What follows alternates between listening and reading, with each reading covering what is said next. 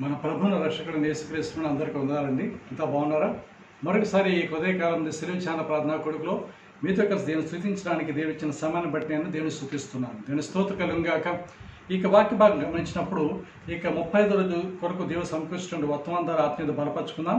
చదువుకుందాం. చూడక వాక్య భాగం నుంచి మత్తయి సువార్త 19వ అధ్యాయము 14-15 గమనించినట్లయితే, యేసు చిన్నపిల్లల ఆటంకపరచక వారిని అదికి రానియడి, పరలోక రాజ్యం ఇలాంటి వారిదని వారితో చెప్పి వారి మీద చేతులుంచి అక్కడ నుండి లేచిపోయినని చెప్పి దేని వాక్యం చెప్తుంటే మనం చూస్తున్నాం. దాని స్తోత్రం కలుగుగాక.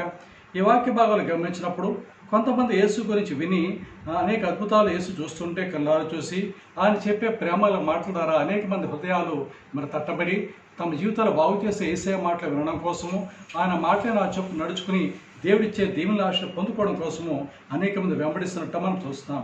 ఆ క్రమంలో ఒక ప్రాంతంలో యేసుక్రీస్తు ప్రభువారు దేని వాక్యం ప్రకటిస్తుండగా అనేక మంది ఆ ప్రాంతానికి వస్తూ కొంత తమ చిన్నపిల్లలను యేసు చెంతకు తీసుకొచ్చినట్లు వాక్యం మనకు అర్థమవుతుంది.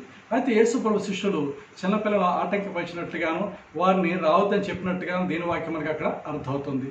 అప్పుడు యేసు వారితో చెప్పిన మాట, చిన్నపిల్లలను ఆటంకపరచక వారిని అద్దకు రానియడి, పరలోక రాజ్యం ఇలాంటి వారిదని చెప్పి వారితో చెప్పి వారి మీద చేతులుంచి అక్కడ నుండి లేచిపోయని చెప్పి దేని వాక్యం చెప్తుంటా మనం చూస్తున్నాం. సో చిన్నపిల్లల ప్రార్థన ఆలకించే పెద్ద మనసు ఉన్న దేవుడు యేసుక్రీస్తు ప్రభులు వారండి. దీని స్తోత్రం కలుగుగాక.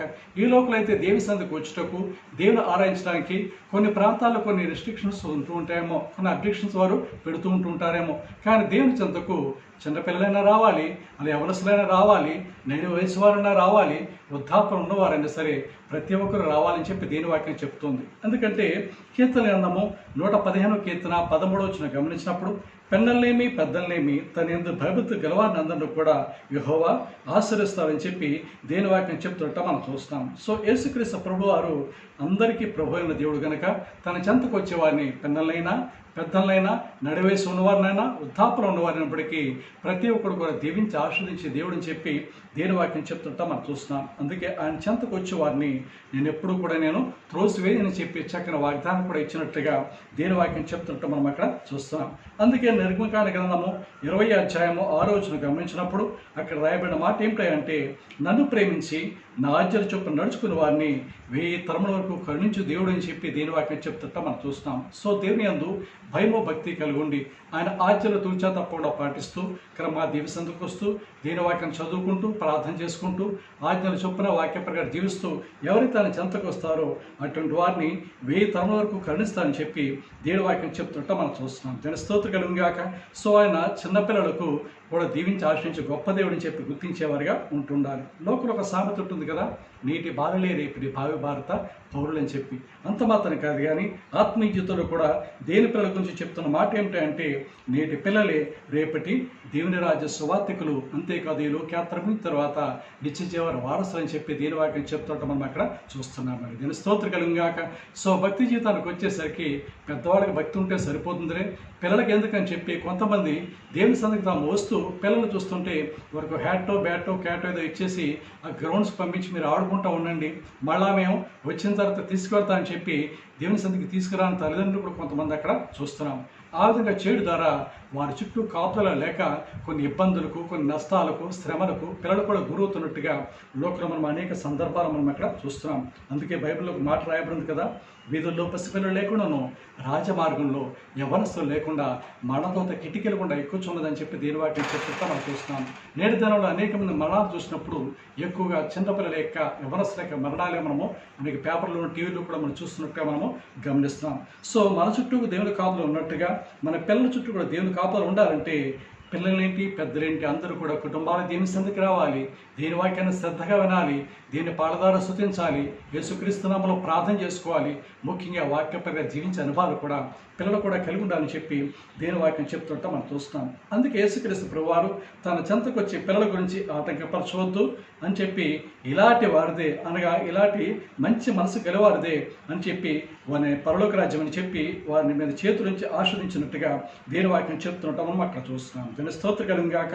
సో పిల్లలేమి పెద్దలేమి దేవునికి ఆశీర్వాదం నీవు నేను పొందుకోవాలంటే, ప్రతి ఒక్కరు కూడా దేవుని ఆశలు పొందుకోవాలంటే వారిలో ఎటువంటి లక్షణాలు కలిగి ఉండాలో క్లుప్తంగా కొన్ని మాటలు దేనికి వాక్యం విలువలో పరిశీలన చేసుకుని అటువంటి లక్షణాలు పెద్దలుగా ముందు కలిగి ఉందాం, ఆ పిల్లలకు కూడా నేర్పించేవారుగా ఉంటుందాం. ఎందుకంటే సాధారణంగా మన మగపిల్లలు అయితే తమ తండ్రిని ఫాలో అవుతుంటుంటారు, అలాగే ఆడపిల్లలు అయితే తమ తల్లిని అక్కడ ఫాలో అవుతుంటారు. కాబట్టి ఎప్పుడైతే తల్లిదండ్రులు తమ బిడ్డలకు ఒక మాదిరిగా ఉంటుంటారో అప్పుడు వాళ్ళు నేర్చుకునే మంచి లక్షణాలు బట్టి వారి పెద్దవారిని కూడా తొలగిపోరు, కానీ తల్లిదండ్రులు చేసిన భక్తి జీవితంలో వారు కొనసాగిస్తారు.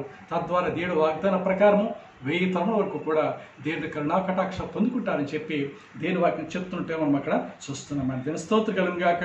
సో అట్టి ఆశీర్వాదమును పిల్లలందరూ పొందుకోవాలంటే ఎటువంటి లక్షణాలు కలిగి ఉండాలో బైబిల్ నుంచి కొంతమంది పిల్లల నుంచి దేని ఆత్మీయ సత్యాలు మనం నేర్చుకుందాం, చదువుకుందాం. చూడండి, మత్తయి సువార్త 21వ అధ్యాయము 15-16 వచ్చిన గమనించినప్పుడు మన దినం ఈ సందర్భంలో పాస్టర్ గారి ద్వారా కూడా దేని వాక్యం మనం విన్నాం. ఏంటది? మట్టలాదరపు సందేశం. కాబట్టి అక్కడ చూసినట్లయితే అక్కడ యేసుక్రీస్తు ప్రభువారు ఆ భారవాహిక పశువుటువంటి ఆ యొక్క గాడిద మీద ఊరేగిస్తూ వస్తున్నప్పుడు అనేక జనులు అక్కడ ఆయన వెంబడిస్తూ జయము జయము ప్రభు పేరిట వచ్చేవాడు స్తుతించబడుగాక, స్వర్ణస్థంలో దేవునికి జయమని చెప్పి ఘనపరుస్తున్నట్టు మనం చూస్తాం. అందులో పెద్దలు మాత్రమే కాకుండా అనేక మంది పిల్లలు కూడా దీన్ని స్తుతిస్తూ ఘనపరుస్తూ ఆయన ఆలోచిస్తూ వెంబడిస్తున్నట్టుగా దేని వాక్యం చెప్తుంటాం మనం అక్కడ చూస్తున్నాం. పిల్లలు కూడా పెద్దలతో ఏకీభించి దీన్ని స్తుతించే అనుభవం కలిగి ఉన్నట్లు మనం అక్కడ చూస్తున్నాం. సో పెద్దల్లో కూడా ఏముండాలంటే స్తుతించే అనుభవాలు మన జీవితంలో కలిగి ఉండాలి. దేవుడు చేసిన మేలబడి స్తుతించే అనుభవాలు చిన్నప్పటి నుంచి కూడా పిల్లలు నేర్పినప్పుడు ఆ మంచి లక్షణాలు వారి జీవితంలో కలిగి ఉంటారు. ఉదాహరణ చూడండి, ఒక దేవుడు వాళ్ళకు బ్రేక్ఫాస్ట్ చేస్తున్నారు, అప్పుడు మనం పెద్దలు ఏం చేస్తారు? అప్పుడు ప్రార్థన చేసుకుంటారు. అయ్యా ఇచ్చిన బ్రేక్ఫాస్ట్ బట్టి మీ స్తోత్రం అని చెప్పి వారు ప్రార్థన చేసుకుంటారు. అలాగే లంచ్ మధ్యాహ్న భోజనం సమకూర్చుకుంటారు, ఇచ్చిన లంచ్ని బట్టి మీకు స్తోత్రమయ్యా. అలాగే రాత్రికాల డిన్నర్ ఇచ్చిన డిన్నర్ బట్టి నీకు స్తోత్రమయ్యా. అలాగే రాకపోకల దూతకాపు నుంచి విధానం బట్టి మీకు స్తోత్రమయ్యా. మరి మీకు పాపుల ఏకీలు ఉంటుండగా ఆనాడు గుడ్ ఫ్రైడే రోజున శిలువలో ప్రాణం పెట్టి మానవులైన మా అందరికి రక్షణ భాగ్యం బట్టి మీకు స్తోత్రమని చెప్పి తల్లిదండ్రులు ఎప్పుడైతే ప్రార్థన చేస్తూ స్తుతిస్తుంటారో ఆ మాటలు చిన్నప్పటి నుంచి పిల్లలు విన్నప్పుడు వారు కూడా వెంటనే బ్రేక్ఫాస్ట్ పెట్టినా ప్రార్థన చేసుకుంటారు, అలాగే లంచ్ పెట్టినా ప్రార్థన చేసుకుంటారు, డిన్నర్ పెట్టినా ప్రార్థన చేసుకుంటారు.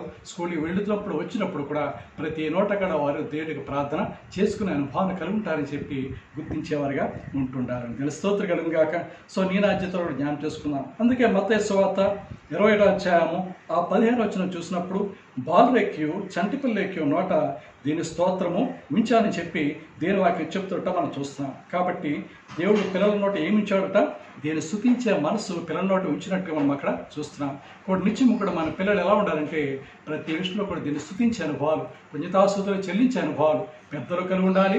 వారి పిల్లలకి మార్గదర్శకులుగా ఉంటూ వారు కూడా ఉన్నప్పుడు వారు కూడా దేవుని కాపుదలు పొందుకుంటారు, దేవుడు దేవుని 1000 తరముల వరకు పొందుకుంటారని చెప్పి దేని వాక్యం చెప్తుంటే మనం చూస్తాం. అందుకే కీర్తన 30వ కీర్తన 9వ వచనం చూసినప్పుడు అక్కడ రాయబడిన మాట ఏమిటంటే మన్ను నిన్ను స్తుతించదు, నీ సత్యాన్ని వివరించదు, సజీలక దాన్ని స్తుతిస్తానని చెప్పి దేని వాక్యం చెప్తుంటే మనం చూస్తున్నాం. అందుకే యేసుక్రీస్తు ప్రభువు నేలమంటి తీసి నటుగా సృజించి వారి నాసికారంలో జీవాయువుది నన్ను జీవాత్మపూర్ణ చేసినట్టు మనం చూస్తాం. కాబట్టి జీవాత్మపూర్ణ మానవుడు ఆ యొక్క దేవుని స్తుతించాలి. ఆయన చేసి నిలబడి కొనియాడారు ఉన్నప్పుడు నిత్యంగా 1000 తరముల వరకు కూడా దేవుడు కరుణిస్తాడని చెప్పి దేవుని చెప్తున్నట్టుగా వాక్యం మనకు అర్థమవుతుంది. దేవుని స్తోత్రం కలుగుగాక. అందుకే స్తుతి చేయుట యథార్థవంతులకు స్వభస్కరణ వాక్యం చెప్పుకుంటా మనం చూస్తున్నాం. స్తుతి నడిపించేవాడు దేని మహిమపరుచున్నాడు, తన రక్షణ మార్గంను సరళం చేసుకుంటున్నాడని వాక్యం చెప్తుంటాం మనం అక్కడ చూస్తున్నాం. సో నిత్యం కూడా మన నోట దేవుడిని వచ్చే పిల్లల నోట ఏముండాలండి? స్తుతించే మంచి మనసు, స్తుతించే అలవాటు మన జీవితంలో కలిగినప్పుడు నిత్యం దేవునికి ఆశ పొందుకుంటామండి. స్తోత్రం కలుగుగాక. చెప్పాను కదా, తల్లిదండ్రులు కూడా తమ నోట నిత్యం ఏముండాలట? స్తుతించే అనుభవం కలిగినప్పుడు బ్రేక్ఫాస్ట్ని బట్టి, ఆ యొక్క లంచ్ని బట్టి, ఆ యొక్క డిన్నర్ బట్టి, ఇంకా వారు చేసిన పొందుకునే మేలు బట్టి స్తుతించే అనుభవం కలిగి ఉండి దేవుడికి తన నోటితో పాడడం ద్వారా స్తుతించేవారుగా చేసిన మేలబడి స్తుతించేవారు ఉన్నప్పుడు ఆ మంచి లక్షణాలే పిల్లలు అక్కడ నేర్చుకుంటారు. అలా కాకుండా ఆ యొక్క తల్లిదండ్రులు గొడవ పడుతూ లేకపోతే ఇరుగు వారితో గొడవ పడుతూ ఏసుక్రీస్తుగానే చెడ్డ మాటలు పలుకుతూ తమ సమయాన్ని దుర్యోగం చేసుకుంటూ ఉన్నట్లయితే పిల్లలు కూడా వాళ్ళు అనుసరిస్తారు. దేని కటాక్షణ కరుణ కోల్పోయే ప్రభావం చెప్పనము గుర్తించాలి. దీని స్తోత్రం కలుగుగాక. ఎందుకంటే మరి ఆ యొక్క ఫస్ట్ టీచర్స్ చిల్డ్రన్స్కి ఎవరై అంటే ఆ యొక్క తల్లిదండ్రులు అని చెప్పి మనం గుర్తించేవారుగా ఉంటుండాలి. సో మొట్టమొదటిగా నేర్చుకున్న చిన్నపిల్లల తన ఆటంకపరచక నా వద్దకు రానియండి పరలోక రాజ్యము ఇలాంటి మనసు గలివారు యేసుప్రభువు చెప్పారు. కాబట్టి ఆ పరలోక రాజ్యము నీవు నేను మన దేవుడానికి ఇచ్చే బిడ్డలు కూడా చేరుకుని నిత్య నరకాగ్రము తప్పించబడాలంటే ఉండాల్సిన మొట్టమొదటి మంచి లక్ష్యం ఏంటి అంటే స్తుతించే అనుభవం మన జీవితంలో అక్కడ పిల్లలకి నేర్పించాలి. వారి నోట స్తుతి చెల్లించే మంచి లక్ష్యం అక్కడ కలిగి ఉండాలని చెప్పి దేని వాక్యం చెప్తుంటే అక్కడ చూస్తున్నాం. దీని స్తోత్రం కలుగుగాక. స్తోత్రము చెల్లించేదము, మన యేసుకే స్తోత్రము చెల్లించేదము. మంచివాడు గొప్పవాడు మన దేవుడు, వాక్యమునిచ్చు దేవుడు.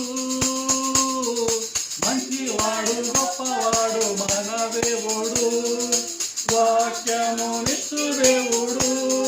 స్తోత్రము చెల్లించేదము, మన యేసుకే స్తోత్రము చెల్లించేదము. దేవుని స్తోత్రం గాక.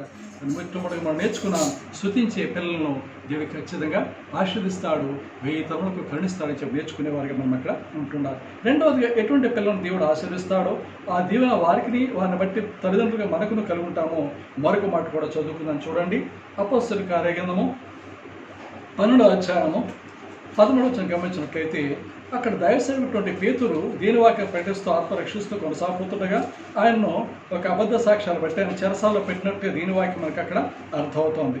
సరే, చెరసాల పెట్టబడినప్పుడు సంఘమంతా కూడా ఏం చేస్తున్నారు? అక్కడ అత్యాశక్తితో ప్రార్థన చేస్తున్నారు. అయ్యా దైవజనుడయ్యా, మా క్షేమం కోసం కన్నీరు కార్చే దైవజనుడు, మేము బలహీనప్పుడు నాన్నవారు మమ్మల్ని ప్రార్థించకపోయినా మా క్షేమాన్ని కోరి మా ఇంటికి వచ్చి ప్రార్థన చేసి దీని వాక్యం ద్వారా బలపరిచి మా ఆరోగ్యం కోసం తప్పించిపెట్టినటువంటి ఆత్మ రక్షణ భావం కలిగినటువంటి దైవసేవకుడు మా దైవజనుడు పేతురు గారు. దీని స్తోత్రం గాక. సో క్రమంగా వస్తూ దేని వాక్యం ప్రకటిస్తూ ప్రార్థన మాకు నేర్పిస్తూ ఆత్మలో బలపరుస్తూ ఆత్మీయ బలపరుస్తున్నటువంటి దైవసేవకుడు అక్కడ చెరసాల పెట్టబడి ఉన్నారు. మేమైతే ఏమీ చేయలేము, రోమా ప్రభుత్వంతో మాట్లాడి విడిపించే శక్తి అయితే మాకు లేదు, కానీ మీరు ఒక్కసారి జ్ఞాపకం చేసుకోండి ప్రభు అని చెప్పి దేశంలో సంఘమంతా కూడా ఏం చేస్తున్నారంటే ఆ దైవసేవకుడి పేతురు గురించి ప్రార్థన చేస్తున్నట్టు మనం చూస్తున్నాము. దీని స్తోత్రం గాక. సహోదరుల ఐక్యతగా నివసించుట ఎంత మేలెంత మనోహరం. ఒంటిగా ప్రార్థన చేస్తే కార్యం ఆలస్యం కావచ్చేమో కానీ, లేక జంటగా భార్యాభర్తలుగా అలాగే సంఘముగా కుటుంబంగా దేవుని కుటుంబంగా ఏకీభించి ప్రార్థన చేసినప్పుడు అపవాది శక్తులు లయపరచబడతాడు, దేవుని శక్తి మన పట్ల చూపిస్తాడు, నిశ్చయం మన హృదయవాంఛ తీర్చబడుతుందని చెప్పి గుర్తించేవారుగా మనం అక్కడ ఉంటుండాలని. దాని స్తోత్రం గాక. ఎప్పుడైతే సంఘం అంతా అత్యాశక్తి ప్రార్థన చేస్తున్నారో ఆ జరిగిన సమయం ఏంటంటే వెంటనే పేతురు చెంతకు ఒక దేవదూత దేవుడు పంపించాడట. దేవదూత వచ్చిన వెంటనే చెరసాల కాస్త తాళాల కాస్త ఊడిపోయి గేట్లు కూడా తెరవబడినట్టు దీని వాక్యం అక్కడ అర్థమవుతుంది. వెంటనే పేతురు నీవు లే అని చెప్పి దేవదూత పేతురు గారు తీసుకుని ఎక్కడైతే సంఘమంతా కూడా ప్రార్థన చేస్తున్నారో అక్కడికి వారు తీసుకొచ్చి నిలబెట్టినట్టుగా దీని వాక్యం మనకు అక్కడ అర్థమవుతుంది. అయితే అదే సమయంలో సంఘమంతా అత్యాశక్తి ప్రార్థన చేస్తున్నారు. వారి మధ్యలో రోది అనేటువంటి ఒక చిన్న పాప కూడా ఉన్నట్లు వాక్యం మనకు అర్థమవుతుంది.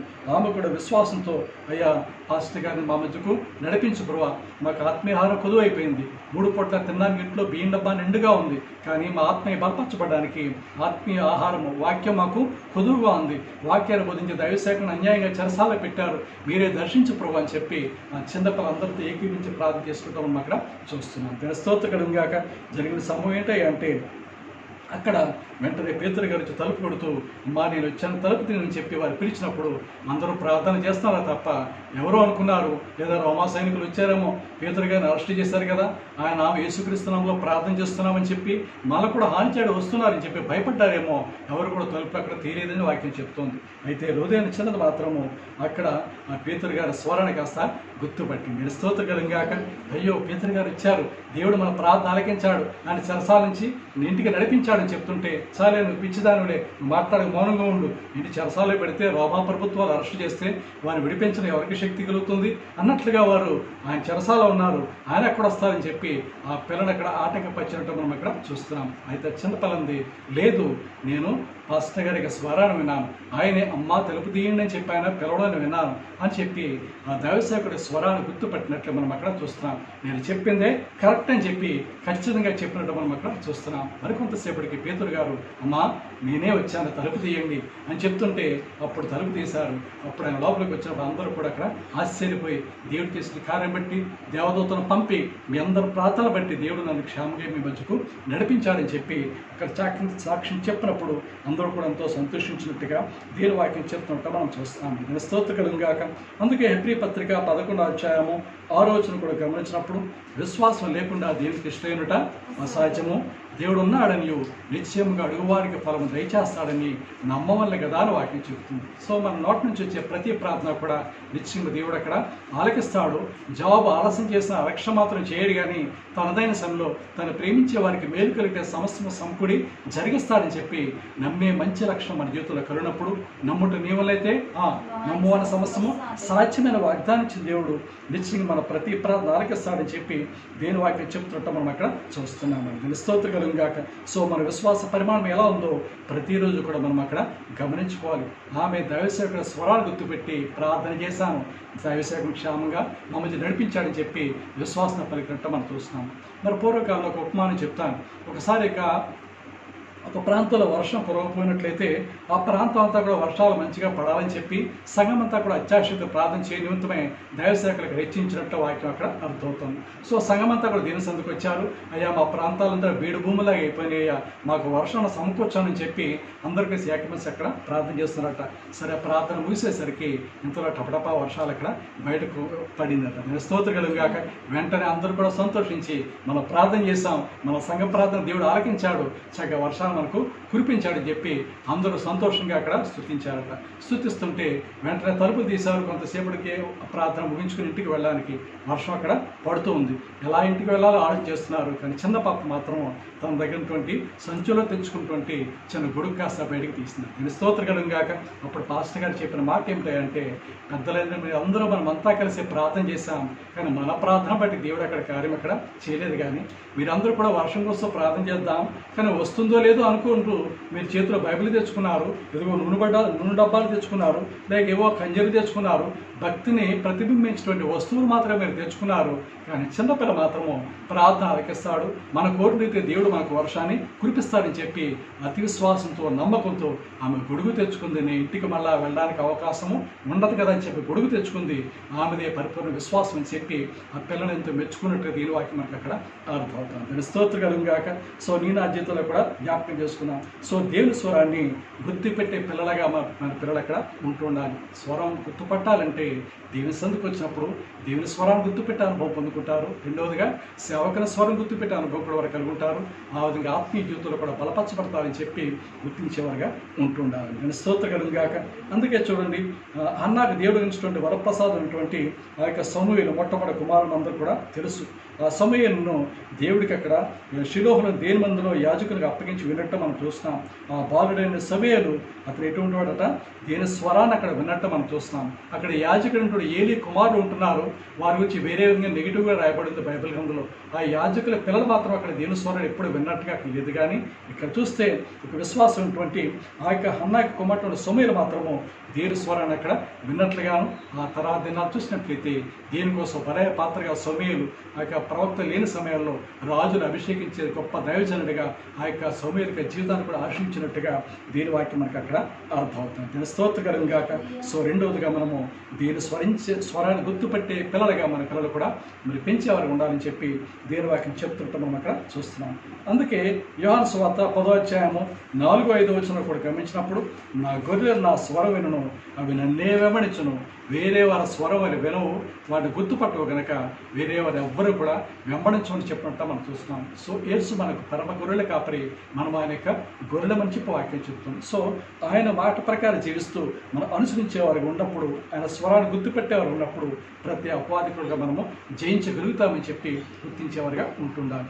ఎప్పుడైతే దేవుని స్వరం కాక అపవాది స్వరం వింటామో కష్టాలు, నష్టాలు, శ్రమలు పొందుకుంటామని గుర్తించాలి. మనందరూ కూడా తెలుసు కదా, ఏదైనా తోటలో ప్రతిరోజు చక్కగా చల్లపాటు యేసుక్రీస్తు ప్రభుల వారు వచ్చినప్పుడు ఆయన చెంతకు ఆదామావులు వచ్చేవారు. ఆయన స్వరం వింటూ వారు రుచి చూచారు. వారికి తెలుసు ఆ స్వరం రోజు వింటున్నారు. అయితే ఒకరోజు అపవాది వచ్చాడు, ఇది నిజమా అని చెప్పి ఒక అనుమానంతో కలిపి ఒక మాట కాస్త అక్కడ చెప్పడం అక్కడ జరిగింది. ఇదేదో కొత్త స్వరంలో ఉందని చెప్పి దేవుని స్వరాన్ని విడిచిపెట్టారు, అపవాద స్వరం విన్నారు. తత్వరీతిగా మానవ జాతి శాపాన్ని తెచ్చిపోయినట్టుగా వారు కూడా శాపాన్ని పొందుకున్నట్టుగా దేని వాక్యం మనకు అర్థమవుతుంది. సో నిత్యము దేవుని పిల్లలుగా మనము మనకు కలిగించిన బిడ్డలు కూడా దేని స్వరాన్ని గుర్తుపెట్టేవారుగా, సేవకులతో కలిసి ముందు కొనసాగేవారుగా, దైవసేవకుల మాటకు విధేయత చూపుతూ పరిచయంలో సహకరించే పిల్లలప్పుడు నిత్యము దేవుని వారు పొందుకుంటారని చెప్పి వాక్యం చెప్తుంటే మనం చూస్తున్నాం. దాని స్తోత్రకరం గాక.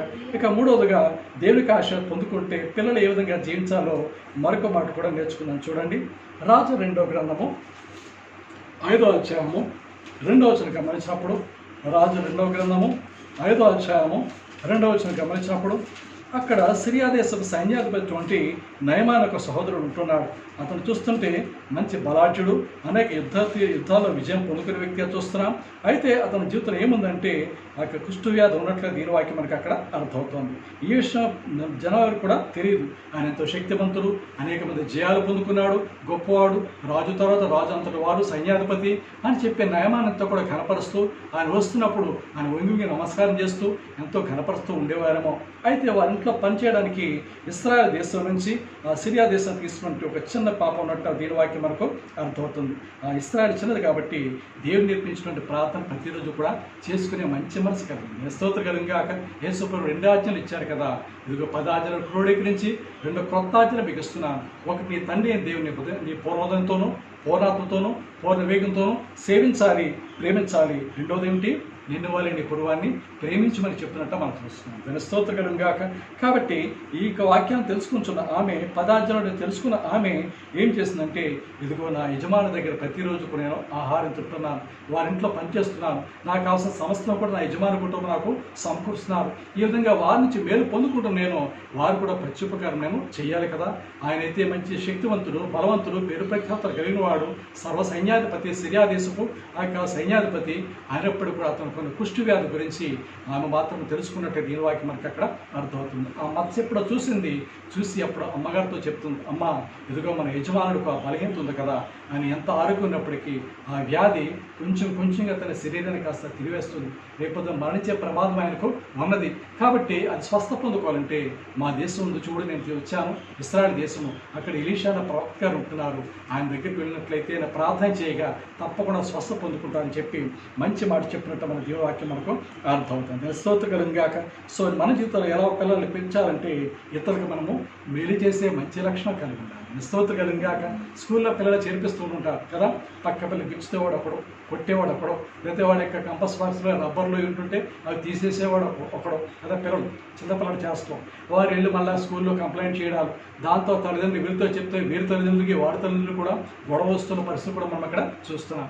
కాబట్టి అలా ఉండకూడదు, కానీ ఇతరులకు మేలు చేయడము చిన్నప్పటి నుంచి కూడా నేర్పే మంచి లక్షణం మన జీవితంలో కలుగుడాలని చెప్పి దేని వాక్యం చెప్తుండటం మనం అక్కడ చూస్తాం.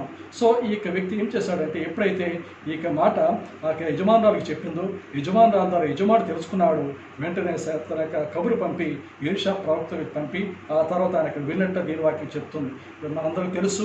కాబట్టి అప్పుడు వెళ్ళినప్పుడు ఆ యొక్క ఎలీషా ప్రవక్త చెప్పాడు కదా, వెళ్ళు ఆ యోర్దాను నది ఉంది కదా, అక్కడ 7 మార్లు మొరగమని చెప్పు, అతను స్వస్థత పొందుకుంటాడు. చెప్పినప్పుడు మొట్టమొదటి మా దేశంలో ఎన్ని నదులు లేవు, ఆ నదుల్లో మునిగితే సరిపోదా అని చెప్పి ఆటంకపరిచాడు. దైవసేవకుడు చెప్పిన మాట అక్కడ లక్ష్య పెట్టలేదు ఇక నయమాను. అయితే అతను పనివాడు అన్నాడు, అయ్యా దైవసేవకుడు దేవుని యొక్క ప్రతినిధి, ఆయన చెప్పిన మాటే దైవసేవకుడు తన నోటి నుంచి మనకు అందిస్తాడు. కాబట్టి 7 మార్లు యోర్దాను నదిలో మునుగు, నీ కుష్టి వ్యాధి పూర్తిగా తొలగిపోతుందని చెప్పి దైవసేవకుడు చెప్పాడు కదా. ఆయన ఏదో భూదానం చేయమలేదు, గోదానం చేయమలేదు, వస్త్రదానం చేయమలేదు, అన్న సంతర్పణ చేయమని చెప్పలేదు, నీకు డబ్బు ఖర్చు అయ్యే పని ఏమేమి చెప్పలేదు కదా. చెప్పింది ఏమిటి అంటే 7 మార్లు యోర్దాను నదిలో మునగమను, నేను స్వస్థ పొందుకుంటామని చెప్పాడు. కాబట్టి ఆయన మాట చొప్పున మనము చేద్దాం, మంచిది కదా అని చెప్తుంటే అప్పుడు పనివాడు మాట విని అప్పుడు 7 మార్లు మునిగాడట. 7వసారి మునిగేసరికి పసిపిల్లవాని దేహం ఏ విధంగా అయితే పరిపూర్ణ ఆరోగ్యంగా హెల్తీగా ఉంటుందో అలాగా ఆ కుష్టి వ్యాధి తొలగిపోయి ఆ యొక్క నయమానిక శరీరం మార్చబడినట్టుగా దేని వాక్యం మనకు అక్కడ అర్థమవుతుంది. దాని స్తోత్రకరంగాక ఇట్టి మీరు పొందుకోవడం కారణం ఏంటంటే, తన యజమాని దగ్గర ఉప్పు తింటుంది, ఆహారం తింటుంది, తిరిగిన ప్రత్యుపకారం నేను చెయ్యాలి అని చెప్పి ఒక మంచి ఆలోచన కలిగి ఒక చిన్న పిల్ల తాను చేయగల సాయం అక్కడ చేసింది, వేరు చేసినట్టు మాత్రం వస్తుంది. దాని స్తోత్రకరం గాక. అందుకే మన సమయం దొరికిన కొలది అందరి పట్ల మనం ఏం చేయాలంటే మనము మేలే చేయాలి తప్ప కీడు మాత్రం చేయకూడదు వాక్యం చెప్తుంది. ముఖ్యంగా విశ్వాస గృహములకు అనగా దేవుని ముందరకు వచ్చి విశ్వాసం మనము మేలు చేస్తే దేవుడు మనకు మేలే చేస్తారని చెప్పి దేవుని వాక్యం చెప్తున్నట్టుగా మనకు అర్థమవుతుంది. దీని స్తోత్రకరంగా. ఇక 4వ మరొక పిల్లవాడు ఏం చేశాడో మరొక లక్షణం కూడా నేర్చుకుందాం. చూడండి, యోహాను సువార్త 6వ అధ్యాయము 8-9 వచనాలు గమనించినప్పుడు అక్కడ యేసుక్రీస్తు ప్రభువారు అనేక అద్భుతాలు చేస్తూ ఆ ప్రాంతాలకు వెళుతున్నప్పుడు అనేకులు ఆయన వెంబడిస్తున్నట్టు దీని వాక్యం అక్కడ అర్థమవుతుంది. అయితే యేసు తన చెంతకు వచ్చేవారిని కూడా స్వస్థపరుస్తూ మేలు చేస్తూ దీని వాక్యాన్ని బోధిస్తూ వారి ఆత్మలో బలపరుస్తున్నట్టు వాక్యం మనకి అక్కడ అర్థమవుతుంది. అయితే వారందరూ కూడా వట్టిగా పంపించేయడం నాకు ఇష్టం లేదు, వారికి ఆహారాన్ని మీరే పెట్టమని చెప్పి యేసు తన శిష్యులతో చెప్తుంటా మనం చూస్తున్నాం. అప్పుడు అందరూ కూడా ఇక్కడ ఎవరి దగ్గర ఏమన్నా చూస్తే ఎవరి దగ్గర కూడా ఆహారం అక్కడ లేనట్టుగా వాక్యం చెప్తుంది. అప్పుడు ఆ పేతురు సహోదరుడు అంద్రయ్య ఒక చిన్న పిల్లవాడి దగ్గర చూసి, బాబు నీ దగ్గర ఏమన్నా అంటే వెంటనే సంచిలోంచి తీశాడు 5 రొట్టెలు 2 చిన్న చేపలు. దీని స్తోత్రం కలుగుగాక. ఇవి ఏసైకి ఇస్తావా అని అడిగారంటే ఏసైకి అయితే తప్పకుండా ఇస్తా అని చెప్పి ఆ చిట్టి చేతులతో 5 రొట్టెలు 2 చేపలు కూడా అక్కడ ఇచ్చినట్టుగా దీని వాక్యం మనకి అక్కడ అర్థమవుతుంది. ఎప్పుడైతే ఇచ్చాడో అక్కడ దేవుడు దాన్ని ఆస్వాదించాడు.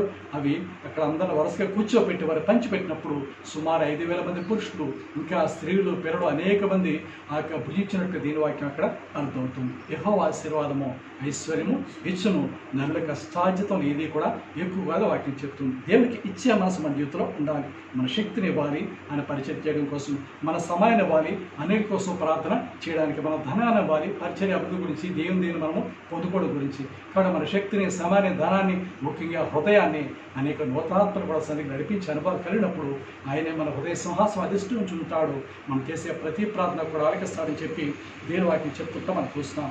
అందుకే లూకా సువార్త 6వ అధ్యాయము 38వ వచనం చెప్తున్నాడు కదా, ఇయ్యుడు ఎప్పుడు మీకు ఇయ్యబడుని చెప్పి దేవుని వాక్యం చెప్తుంటే మనం చూస్తున్నాం. అలాగే రోమాపత్రిక 8వ అధ్యాయము 32వ వచనం కూడా గమనించినప్పుడు తన సొంత కుమారుని అనుగ్రహించుటకు వెలికి తీయని దేవుడు ఆయనతో పాటు ఆయన నమ్ముకున్న వారికి ఆయనకున్న సమస్తం కూడా ఎందుకు అనుగ్రహించడు, తప్పకుండా అనుగ్రహిస్తాడని చెప్పి దేవుని వాక్యం చెప్తుంటే మనం చూస్తాం. అందుకే మత్తయి 6:33 చెప్తున్నాడు కదా, మొదట నా నీతిని నా రాజ్యంను వెలకండి అప్పుడు అన్నీ కూడా అనుగ్రహిస్తానని చెప్తుంటే మనం చూస్తాం. ఆయన స్తుతించేవారుగా, కీర్తించేవారుగా, కనపరిచేవారుగా, ఆరాధించేవారుగా, రక్షణ పొందేవారుగా, వాక్యపర జీవించేవారుగా ఎప్పుడైతే మనం ఉంటుంటామో ఆయన మహిమ కోసం జీవిస్తామో సర్వోన్నత స్థలంలో దేనికి మహిమయు ఆయనకి ఇష్టమైన పనులు భూమి మీద సమాధాన వాగ్దానం స్వతించుకుంటూ ఏ కొదువు లేకుండా దేవుడు పోషిస్తాడు, ఆదరిస్తాడు, నడిపిస్తాడని చెప్పి గుర్తించేవారుగా మనం అక్కడ ఉంటుండాలి. నేను స్తోత్రగలం కాక. అందుకే బైబిల్కి చక్కని మాట ఉంది కదా, సింహపల్లైన ఆకలిని ఏమి ఉంటామో కానీ ఆయన నమ్ముకున్న పిల్లలకు ఏ మేలు కూడా కుదిరి ఉండదు. సింహం అనగా అక్కడ అడవికి రాజు కాబట్టి అది ఎవరిని చంపి తినాలన్నా కూడా ఈజీగా అది చంపి తినగలదు, ఆహారాన్ని అక్కడ సంపాదించుకోగలదు. అయితే దానికి కూడా ఒకప్పుడు ఏ జంతువు కూడా దొరకకుండా దానికి కూడా ఏమి కలుగుతుందేమో, కానీ ఆయన నమ్ముకునే బిడ్డలు మాత్రము ఏ సమానికి ఏది కావాలో ఆయనే తన మహేశ్వరుడు నుంచి సమస్తం అనుగ్రహిస్తారని చెప్పి దేవుని వాక్యం చెప్తుంటే మనం అక్కడ చూస్తున్నాం. దీని స్తోత్రకరం కాక. అందుకే దేవుని దాసులు పాస్టర్ చిలుకోటి రోహన్స్ గారు కళ నుండి అలాగే చిన్నారి బ్లెస్సీ స్వరం నుండి ఒక చక్కని పాట కూడా పాడడం నాకు గుర్తొస్తుంది. సింహపు పిల్లలు లేమిడి కలిగిన కొదువ కలిగి ఆకలిగొని నా పడం. సింహపు పిల్లలు లేమిడి కలిగిన కొదువ కలిగి ఆకలిగొని నిన్నాశ్రయించు వారిని సమృద్ధినేసి పోషించినావే. నిన్నాశ్రయించు వారిని సమృద్ధినేసి పోషించినావే. యేసయ్యా యేసయ్యా యేసయ్యా యేసయ్యా సంరక్షక సంశయహారక సదాకాలము నిన్నే స్తుతించెదా. ప్రణతింతును నిన్నే ప్రకటింతును ఘనపరచును నిన్నే కీర్తించును. స్తోత్రకలం గాక. ఆయన మన యొక్క సంరక్షకుడు, ఆయన మన యొక్క పోషకుడు. ఏ సమయానికి ఏది కావాలో తన మహిమేశ్వరు నుంచి ఆయన అనుగ్రహిస్తాన్ని గుర్తించి మనం చిన్నప్పుడు ఏం నేర్చాలంటే ఇతరులకు మనము ఇచ్చే అలవాటు మనం అక్కడ నేర్పించాలి. స్తోత్రకలం గాక. పలుసార్లు కూడా మీతో చెప్తూ ఉంటాను కదా, తండ్రి బిస్కెట్ ప్యాకెట్ పట్టుకొచ్చి కుమారుడికి ఇచ్చాడు. ఒక బిస్కెట్ నాకు ఇవ్వు నాయనా అని అడుగుతుంటాడు. అమ్మో నాదిది నేనెవరని చెప్పి పిల్లవాడు అక్కడ అంటుంటాడు. తల్లి చెప్తుంది, ఆ ప్యాకెట్ తీసుకొచ్చిన నేను ఎవరు? మీ డాడీ. కాబట్టి ఆయన ఒక బిస్కెట్ ఇస్తే మళ్ళా అనేక బిస్కెట్ ప్యాకెట్లను పొందుకుంటామని చెప్పినప్పుడు మళ్ళా పట్టుకెళ్ళి బిస్కెట్ తీసుకెళ్ళి డాడీ ఇందాక అడిగేవగా అందుకు పట్టుకొచ్చానని చెప్పి తండ్రికి ఇస్తే తండ్రి ఏం చేస్తాడు? ఆ బిస్కెట్ తీసుకుని మళ్ళా పిల్లవాడి నోట్లోనే అక్కడ పెడతాడు. నేను స్తోత్రకరం గాక ఈ నా జీవితాలు కూడా ఇయ్యుడు మీకు ఇయ్యబడిన శక్తిని, సమాన్ని, ధనాన్ని, హృదయాన్ని మన బిడ్డల పరిచయం చేయడానికి అనేక ఆత్మ కూడా సంఘానికి మనము చేర్చే అనుభవం కలిగినప్పుడు నిత్యంగా వారు దేవుని చేత ఆశ్రయించబడతారు.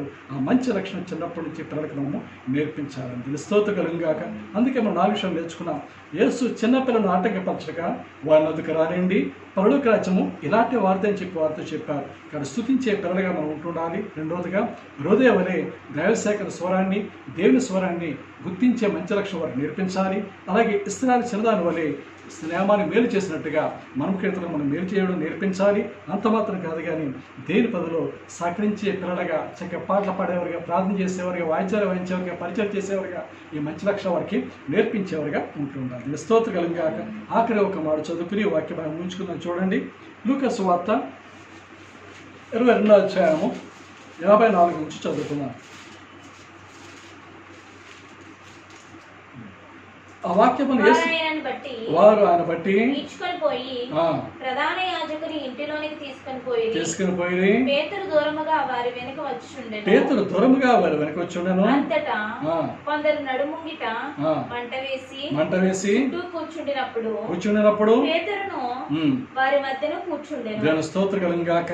ఈ వాక్య బాగా చూసినట్లయితే యేసుక్రీస్తు ప్రభువారు ఆయన చెప్తున్న బోధలు బట్టి, ఆయన చేస్తున్న స్వస్థకాలు బట్టి, అద్భుతాలు బట్టి అనేక మంది యేసుక్రీస్తు దైవకుమారుని గుర్తించి ఎదురు చూస్తున్న మెస్సయ్య ఈయన అని చెప్పి లోకపాపలు మోసుకొని దేవుని గొరపలు యేసుక్రీస్తు ప్రభువాన్ని గుర్తించి దేవునికి నరునికి మధ్యవర్తి ఒక్కడే ఆయన యేసుక్రీస్తు నరుడని గుర్తించి ఆ నరస్వరూపం ఉన్నటువంటి దైవకుమారుటువంటి యేసు చెంతకు అనేక మంది అక్కడ వెంబడిస్తూ ఉన్నారు. స్తోత్రకరం గాక. సో రోమా ప్రభుత్వం వారు అలా క్రీస్తుని అంగీకరించినటువంటి క్రీస్తు వ్యతిరేక కొంతమంది యూదులు కూడా యేసు ప్రభు అన్యాయం తీర్చబడి శిలువ శిక్ష విధించినట్టు మనం అక్కడ చూస్తున్నాం. సరే, అక్కడ వాక్య భాగం మనం చూసినట్లయితే అప్పుడు అక్కడ యేసుక్రీస్తు ప్రభు యొక్క శిష్యుడు అటువంటి పేతురు కూడా అక్కడ కూర్చుంటున్నాడు. అక్కడ కొంతమంది చలికాచుకుంటున్నట్టు దీని వాక్యం మనకు అక్కడ అర్థమవుతుంది. వారి మధ్య యేసుకు దూరంగా ఉన్నట్టు మనం అక్కడ చూస్తున్నాం. నేను నమ్మిన బోధకుడు, నాకు వాక్యాన్ని బోధించిన ఆయన్నే సిలువ వేయడానికి అక్కడ అప్పగిస్తున్నారే, నేను ఆయన వెంటుంటే నా ప్రాణాలు పోయే ప్రమాదం అక్కడ ఉండదని చెప్పి తన ప్రాణాలు కాపాడుకోవడం చూశారు తప్ప, అరే దైవకుమారుడు ఇదిగో నన్ను వెంబడించిన మనుషు పట్ల జాలగా నేను చేస్తానని చెప్పి మాటిచ్చిన వాడు, ఆయన వెంబడిస్తుండగా అనేక మేళ్ళు నా పట్ల జరిగిస్తున్నవాడు, నా పట్ల కలుగుతున్నాడు, నన్ను రక్షించిన వాడు ఆయన అని చెప్పి భావం కూడా అతని జీవితంలో అక్కడ లేదు. కాబట్టి యేసుని తీసుకెళ్తుంటే వారు కనిపించకుండా దూరంగా ఉంటూ కూడా అక్కడ అందరితో కలిసి అన్యులతో కలిసి కూర్చున్నట్టు దీని వాక్యం చెప్తుంది. అప్పుడు ఒక చిన్నపిల్ల వచ్చి, పేతురు అంకుల్ నీవు కూడా ఆయన వెంబడించావు కదా, నిన్ను చూశాను, నీ స్వరం బట్టి నేను గుర్తుపట్టాను చెప్తుంటే, చాలా ఊరికి అమ్మాయి, మనుషులు పోయిన మనుషులు లోపల 7 ఉంటారట, నువ్వు ఎవరిని చూసి ఎవరనుకుంటున్నావు, ఆ యేసు అంటే ఎప్పుడు కూడా తెలియదు, నేను చూస్తుంది ఇదే ఫస్ట్ టైం ఆయన చూడడము అన్నట్లుగా అక్కడ అబద్ధం అనటం మనం అక్కడ చూస్తున్నాం. మరి రెండోసారి చూస్తే మరొక వ్యక్తి, నిజము నీ స్వరము నీకు మాట చూస్తుంటే నువ్వు యేసు శిష్యులా ఉన్నావంటే, లేదా ఆయన తెలియదని చెప్పి మరొక అతనితో కూడా చెప్పినట్టు మనం చూస్తున్నాం. మరొకసారి చూస్తే మరొక వ్యక్తితో కూడా అదే మాట అక్కడ చెప్పాడు. వెంటనే కోడి కూసికి నీరువాక్యం చెప్తుంది. అప్పుడు పేతురు గారు గుర్తు తెచ్చుకున్నారు. ఇదిగో పేతురు, నువ్వు నన్ను ప్రేమిస్తున్నావు అని 3 సార్లు చెప్పావు, కానీ నేను ఎరుగునని చెప్పి నువ్వు బొంక ముందు కోడి మమ్మారు కుయ్యకు ముందు నువ్వు బొంకుతావని చెప్పి చెప్తున్నట్టు దేని వాక్యం మనకి అక్కడ అర్థమవుతుంది. స్తోత్రం గాక. సో ముందుగానే దేవుడు హెచ్చరించాడు, ఆయన హెచ్చరికను అక్కడ నిర్లక్ష్యం పెట్టాడు. కనీసం తర్వాత ఈ చిన్న పిల్లలకు కూడా హెచ్చరించి కూడా ఏం చేస్తున్నాడు, అక్కడ నిర్లక్ష్యం పెట్టినాడు చూసినా. నీవు కూడా ఆయన సృష్టిలో ఒకడే కదా అంటే ఒప్పుకున్నట్టే దీనికి అధికారాన్ని పొందుకునే అక్కడ అవకాశం ఉంది, మనందరికీ మార్గదర్శకుగా ఉండేవాడు. స్తోత్రం గాక. కానీ పేతురు నువ్వెవరో నాకు తెలియదని చెప్పి, ఏసేవరో తెలియదని చెప్పి బొంకినట్టు దీని వాక్యం మాకు అక్కడ అర్థమవుతుంది. స్తోత్రం గాక. అందుకే లూకా సువార్త 18వ అధ్యాయము 17 చూసినప్పుడు, ఏ చిన్న పిల్లల వల్లే దేవుని రాజ్యం అంగీకరించిన వాడు పరలోక రాజ్యంలో ప్రవేశించుడని యేసుప్రభు చెప్పినట్టుగా దీని వాక్యం అక్కడ అర్థమవుతుంది. స్తోత్రం గాక. చిన్నపిల్లలు ఎప్పుడు కూడా ఉన్న సత్యాన్ని నమ్ముతారు. వారు నమ్మిన తర్వాత ఇదే సత్యం చెప్పి గట్టిగా దాన్ని కాస్త పట్టుకుంటారు. పట్టుకుని వారు దాన్ని అనుసరించే వారికి అక్కడ ఉంటారు. సో చిన్నపిల్లలు ఏమి నేర్పించాలంటే, వారు వెళుతున్న మార్గము సరైన మార్గము, జీవ మార్గం అని చెప్పి యేసే చెప్పిన మాటలు చెప్తూ వారి పాటలు నేర్పిస్తూ ప్రార్థనలు నేర్పిస్తూ దీని వాక్యాల వారికి కంటదా పట్టిస్తూ యేసుక్రీస్తు సర్వ పాప పరిహారత్వమో అలా మనందరి కోసం చేసిన శిరోత్యాగను బట్టి వారు నేర్పించేవారినప్పుడు పెద్దవారంతా తొలగిపోరు కానీ తమ జీవితకాలు కూడా యేసుని వెంబడించేవారు ఉంటారని చెప్పి దీని వాక్యం చెప్తుంటే మనం చూస్తాం. అందుకే హెబ్రీ పత్రిక 10వ అధ్యాయము 24వ వచనం చూసినప్పుడు కొందరు మానుకుంటున్నట్లుగా మీరు సమాజ కూట మానవతని చెప్తుంటా మనం చూస్తున్నాం. ఎప్పుడైతే మనం దేవునితో సవాసం చేస్తుంటామో ఆయనలో లక్ష్యం మనకి అక్కడ కలిగి ఉంటాయి. యేసు ప్రభు శిష్యుడు ఉన్నప్పుడు కూడా పేతురు గారు మాత్రము అన్యులతో సవాసం చేశాడు. అందుకే యేసు నెరుగునని చెప్పి బొంకిన వ్యక్తిగా అతని జీవితం కూడా మనం అక్కడ చూస్తున్నాం. మనకి స్తోత్రకరంగాక.